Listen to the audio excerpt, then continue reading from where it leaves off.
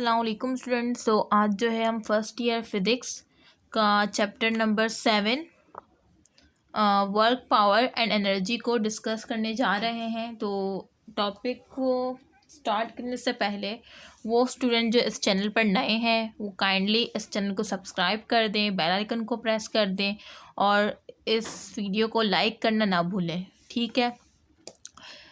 ये जो हम इसमें क्या पढ़ेंगे, वर्क और पावर और एनर्जीज़ के बारे में पढ़ेंगे, ठीक है। Work and energy, work mean काम और एनर्जी होती है तवानाई। हम इसमें वर्क एंड एनर्जी पढ़ेंगे इन चैप्टर थ्री में you have study Newton law of motion. आप चैप्टर 3 में जो है स्टडी कर चुके हैं न्यूटन्स लॉ ऑफ मोशन, जो कि मैं अभी जो है चैप्टर 3 में पढ़ाऊँगी इंशाल्लाह।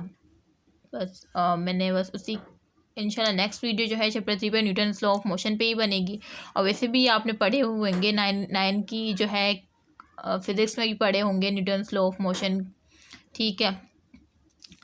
और ये क्या है, we can use these laws, और हम इस लॉज को टू राइट एन इक्वेशन, यानी हम यूज़ करते हैं क्या लिखने के लिए, टू राइट एन इक्वेशन। इन इक्वेशन को यूज़ करने के लिए हम इस लॉज को यूज़ करते हैं।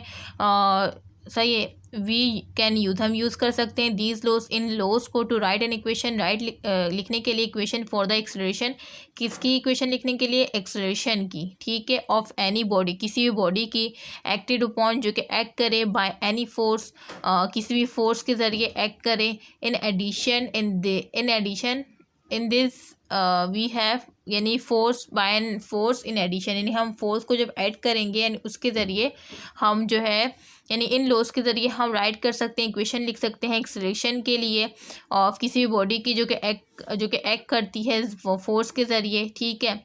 और we have technique for finding the solution, और हमें मिलती है टेक्निक्स, मिलती है फॉर के लिए, यानी किसके लिए, फाइंडिंग, कि हम फाइंड कर सके, सोल्यूशन फाइंड कर सके टू डेट इक्वेशन, यानी उस इक्वेशन जो कि हम एक्सेलरेशन के लिए किसी बॉडी, यानी वो इक्वेशन जो हम लिखते हैं, ठीक है, किसके ज़रिए, इन लॉज के ज़रिए, और उससे रिलेटेड हम क्या फाइंड कर सकते हैं, सोल्यूशन भी फाइंड कर सकते हैं, ठीक है। ये इंट्रोडक्शन है, बेसिक सा, इतना कुछ खास इसमें है ही नहीं। The solution determine how the body, और ये सोल्यूशन होता है, ये पता है क्या करता है, डिटरमाइन करता है हाउ द बॉडी मूव्स, किस तरह से बॉडी मूव करती है, व्हेन इट हैज़ स्टार्टेड, जब वो स्टार्ट करती है ना पर्टिकुलर मैनर, एक पर्टिकुलर मैनर में मूव करना, ठीक है। Thus the motion of almost any mechanical system, thus जो मोशन जो होती है ना, हरकत जो होती है, ऑलमोस्ट क्या होती है, एनी मैकेनिकल सिस्टम, कोई भी मैकेनिकल सिस्टम जो होता है ना, कैन बी स्टडीड, हम स्टडी कर सकते हैं by direct application of Newton's law. यानी ये कह रहे हैं कि हम जो है, यानी कोई भी मोशन हो वो मैकेनिकल सिस्टम से हो, ठीक है, हम उसको स्टडी कर सकते हैं किसके ज़रिए, डायरेक्ट एप्लीकेशन जो है न्यूटन्स लॉ की, उसके ज़रिए हम क्या कर सकते हैं, बआसानी स्टडी कर सकते हैं। ये तो बेसिक सा इंट्रोडक्शन था, इतना कुछ खास इसमें था भी नहीं, सब वो बात थी जो आपको ऑलरेडी मालूम है। अब जो है ये सारा इंट्रोडक्शन का पेज ही है जो आज मैं इस वीडियो में पढ़ाऊँगी। सही है, ये मैं छुड़वा भी सकती हूँ, लेकिन वही है कि फिर स्टूडेंट परेशान हो जाते हैं कि भाई हमें तो बुक की एक लाइन भी नहीं छोड़नी, for entry test, for M CAT, for E CAT, ठीक है। और अभी तो पीएमसी के सिलेबस के मुताबिक जो टॉपिक्स मोस्ट इम्पॉर्टेंट है ना, पहले मैं वही करा रही हूँ। बस यही है कि वो मैं बात ही भूल गई, क्या कहना चाह रही थी मैं। ये इंट्रोडक्शन कोई नहीं पढ़ाता, लेकिन मैं पढ़ा रही हूँ आप लोग के लिए, बस आप लोग की दुआएं चाहिए, और आप लोग का ये बहुत ज़्यादा वो है कि आप लोगों ने इस चैनल को बहुत ज़्यादा शेयर किया है, प्रमोट किया है, और मैं चाहती हूँ आप मज़ीद प्रमोट करें ताकि मज़ीद लोगों की हेल्प्स हो। अच्छा, इन प्रैक्टिस में however it is often much, यानी ऑफन अक्सर, मच ईजियर टू स्टडी, यानी अक्सर आसानी से हम स्टडी करते हैं द मैकेनिकल प्रॉब्लम्स को, मैकेनिकल प्रॉब्लम्स जो होती हैं ना उनको हम आसानी से स्टडी कर पाते हैं अक्सर बाय किसके ज़रिए, बाय होता है ज़रिए, किसके ज़रिए, बाय यूजिंग अदर रिलेशन, यानी अगर हम दूसरे रिलेशंस को यूज़ करें तो हम जो है आसानी से क्या कर सकते हैं, स्टडी कर सकते हैं मैकेनिकल प्रॉब्लम्स को, ठीक है। A very important set of such relation, और एक वेरी इंपॉर्टेंट, बहुत ही ज़रूरी सेट है ऑफ सच रिलेशन, इस तरह के रिलेशंस का, जो कि इन्वॉल्व होता है अ क्वांटिटी, यानी किस में इन्वॉल्व होता है, क्वांटिटी में, मिकदार में इन्वॉल्व होता है, जिसे हम क्या कहते हैं, एनर्जी। यही कह रहे हैं कि बहुत ही इंपॉर्टेंट सेट है ऑफ सच रिलेशन का, इन सब रिलेशन का, मैकेनिकल प्रॉब्लम्स को जब हम स्टडी करेंगे, ठीक है, और दूसरे अदर रिलेशंस के ज़रिए, सो यही कह रहे हैं कि इन सब का इंपॉर्टेंट जो सेट है ना सच रिलेशंस का, वो इन्वॉल्व होता है एक मिकदार के ज़रिए, यानी वो जो सेट है रिलेशन का, ये इन्वॉल्व होता है, क्वांटिटी होती है, वो क्वांटिटी क्या है, कॉल्ड एनर्जी, से एनर्जी कहते हैं, तवानाई होगी तभी तो हम स्टडी कर पाएंगे ना।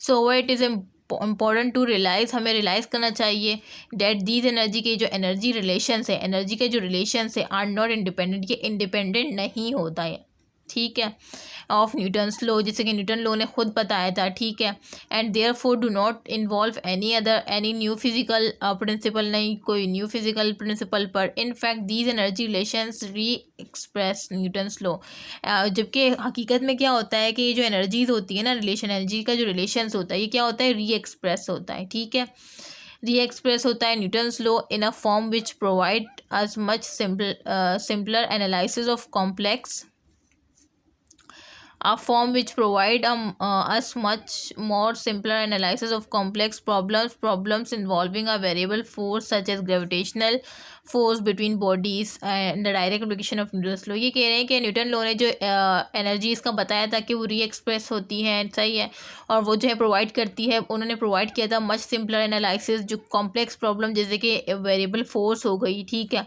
और ग्रेविटेशनल फोर्स के बारे में, ठीक है, जो कहा था ना कि टू बॉडीज़ जो है ट्रैक करती हैं बिटवीन बॉडीज़, और डायरेक्ट एप्लीकेशन जो है न्यूटन्स लॉ की, ये भी आपने पढ़ी होगी 9 की केमिस्ट्री में, बहुत ही बेसिक सा इंट्रोडक्शन, पे कुछ भी नहीं है, लेकिन क्या करूँ, पढ़ा रही हूँ मैं, ठीक है। Energy is the most important physical concept, energy जो है ना is the most important physical क्या है, कॉन्सेप्ट है, which is study in all science, जो आप स्टडी करेंगे तमाम साइंस में, ठीक है। It is not a simple concept, ये कोई सिंपल कॉन्सेप्ट नहीं है, वी कैन नॉट डिफाइन, इसे आप नहीं डिफाइन कर सकते, व्हाट एनर्जी, इसके क्या है एनर्जी, सही है, yet we know what it can do, कि किस तरह से होती है, clear understanding of energy and इस एप्लीकेशन के क्लियर अंडरस्टैंडिंग की जाए, और एनर्जी की और उसकी एप्लीकेशन की, वॉज रिलाइज इन 1847, और इसको रिलाइज़ किया 1847 में, वे ना जब German physicist Hermann von Helmholtz enunciated the general law regarding the energy. अच्छा, ये कह रहे हैं कि इसको रिलाइज़ किया था 1847 में, ये एमसीक्यूज़ में आ सकता है, किसने रिलाइज़ किया था, एक जर्मन फिजिशियंस थे, उनका नाम क्या था, Hermann von हेल्मटोस।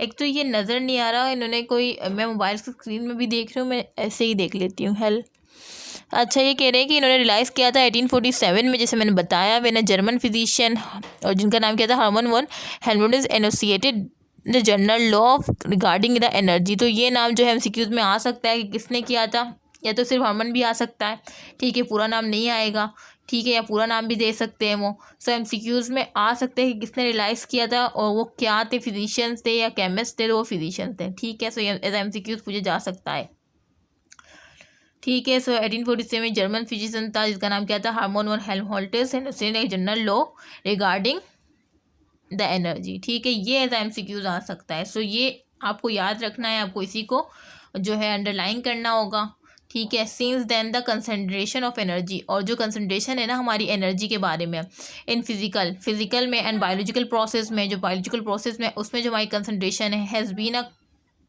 Crucial ingredient in the, वो क्या क्रूशियल इंग्रेडिएंट फॉर वो करती है, ठीक है, हैज़ बीन क्रूशियल इंग्रेडिएंट है इन द एफर्ट में टू अंडरस्टैंड नेचुरल फिनोमिना, जो नेचुरल फिनोमिना है उसको अंडरस्टैंड करने में ये जो है नेचुरल फिनोमिना है। इसमें इतना कुछ खास नहीं था, जो एज एमसीक्यूज़ आपको इस पूरे पेज में जो मैंने समझाया है ना, इसमें सिर्फ एज एमसीक्यूज़ एक ही लाइन आ सकती है, जो कि ये साइंसदान का नाम है, ठीक है, और ये सन तो बहुत ही कम आएगा, इतना तो कोई बहुत ही मुश्किल पेपर होगा कि ये सन भी आ जाएगा, तो चाहिए बस ये लाइन याद रखनी, साइंसदान का नेम याद रखना है कि इन्होंने रियलाइज़ किया था, ठीक है। ओके, अब ये जो है इंट्रोडक्शन यहाँ पे एंड हो जाएगा ना, आगे क्या है, आगे वर्क की डेफिनेशन वर्क का है। एक तो ये स्क्रीन को स्टैंड को फिक्स करना, ये वर्क है।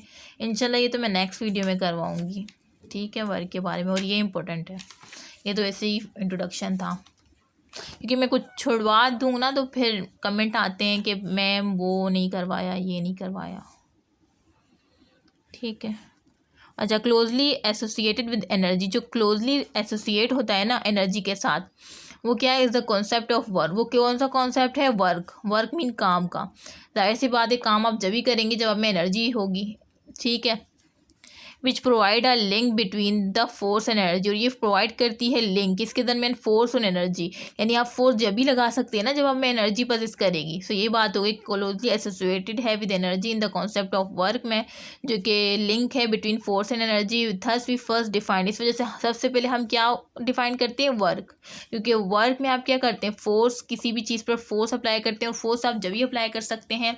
सही, कोई भी काम करने के लिए आपको फोर्स ही लगानी पड़ेगी ना, तो फोर्स आप जब भी लगा पाएंगे जब आप में एनर्जी होगी। सो यही कहें तो इस बेस पर थस वी फर्स्ट डिफाइन, सबसे पहले हम वर्क को ही डिफाइन करते हैं, ठीक है। Work and making this as a foundation, किस तरह से ये फाउंडेशन जो है मेक हुई। We shall then be able, इसी के बाद जो है हम एबल होंगे, हम काबिल होंगे टू डिस्कस करने के लिए काइनेटिक एनर्जी को, पोटेंशियल एनर्जी को, and the laws of conservation of energy को, ठीक है। यही कह रहे हैं कि सबसे पहले हमें वर्क को डिफाइन करना चाहिए, उसी के बाद ही हम काबिल हो पाएंगे कि हम डिस्कस करें काइनेटिक एनर्जी को, पोटेंशियल एनर्जी को, और law of conversion of energy को, एंड इस एप्लीकेशन और उसकी एप्लीकेशन को इन वेरियस प्रॉब्लम, मुख्तलिफ प्रॉब्लम्स जो है इसकी।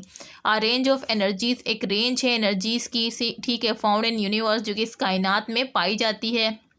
शोन इन टेबल 7.1, जो कि टेबल 7.1 में मैं आपको दिखाऊंगी, ठीक है।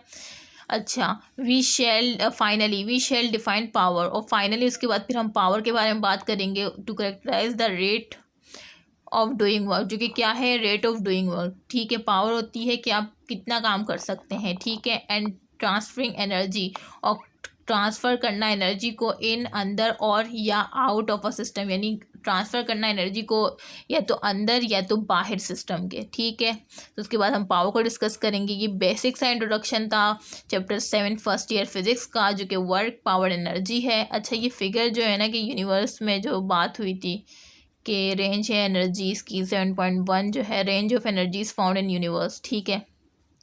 ये जो है, ये तो MCQs में नहीं आएगा वैसे, बहुत ही, ये तो याद भी नहीं होगी आपसे। तो ये आप देख लीजिएगा खुद, ये सब की दी हुई है। रॉकेट लॉन्च की, एज बम की, मीन हाइड्रोजन बम की, फर्स्ट एटॉमिक बम की, ये सब रेंज दी हुई है एनर्जीज़ की कि इतनी इतनी रेंज में ये एनर्जीज पाई जाती है। इसे आप खुद ही देख लीजिएगा, ठीक है। अब मैं जो है वीडियो को एंड करती हूँ। ये मैंने इंट्रोडक्शन जो है पढ़ा दिया वर्क, पावर, एनर्जी चैप्टर 7 का। और अगर आपको ये वीडियो अच्छी लगी हो तो लाइक कर दें, जिसने स्टार्ट में लाइक का बटन प्रेस नहीं किया था वो अभी लाइक का बटन प्रेस कर दे। अपने फ्रेंड के साथ शेयर करें, अपने कॉलेज के ग्रुप्स, कोचिंग के, ठीक है, फ्रेंड्स के भी ग्रुप्स होते हैं, सब में शेयर ज़रूर कीजिएगा। हो सकता है किसी का भला हो जाए, जिससे आप खुश हो जाते हैं कि भाई हमें कोई चैनल मिल गया जो है बुक की रीडिंग करवाती हैं टीचर। सो इस तरह से वो बच्चे भी खुश हो जाएंगे जो कोचिंग भी अफोर्ड नहीं कर सकते। कोचिंग कितनी ज़्यादा फ़ीस होती है MCAT और रिकेट की तैयारी कराने के लिए, जबकि आपकी खुद बुक ही काफ़ी है। अगर आप बुक को कॉन्सेप्ट वाइज रीड करें तो आपकी बुक ही काफ़ी है। सही, कोई कोचिंग कोई ज़रूरत नहीं है, ठीक है। सो बस यही कहना है कि आप लोग इस चैनल को प्रमोट करें ज़्यादा से ज़्यादा, ताकि ज़्यादा लोग का भला हो सके, ठीक है। सो मैं अभी इजाज़त देती हूँ। इंशाल्लाह MCQs भी डिस्कस करेंगे हम, जैसे ही हमारा चैप्टर एंड होगा। हम अनीस हुसैन, पहले तो अनीस हुसैन की बुक जो है MCQs, उससे मैं आपको MCQs करवाऊँगी। तो अगर आप चाहते हैं कि मैं MCQs करवाऊँ रिलेटेड टू टॉपिक्स, तो ज़रूर कमेंट कीजिएगा, ठीक है। सो लाइक का बटन प्रेस कर दे जिसने नहीं किया था, और मुझे इजाज़त दे। अपनी दुआओं में याद रखें और अपना ख्याल रखें। अल्लाह हाफ़िज़।